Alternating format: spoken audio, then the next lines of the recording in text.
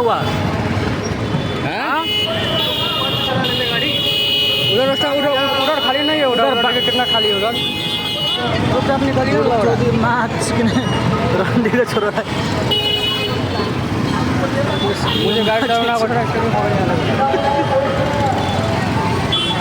तेरो बाउको मात्रै बाटो हो बुझ्यो हाम्रो बाटो होइन होइन हामीले करतिरेको छैन गरिदिएको छैन भाइ खेल्छ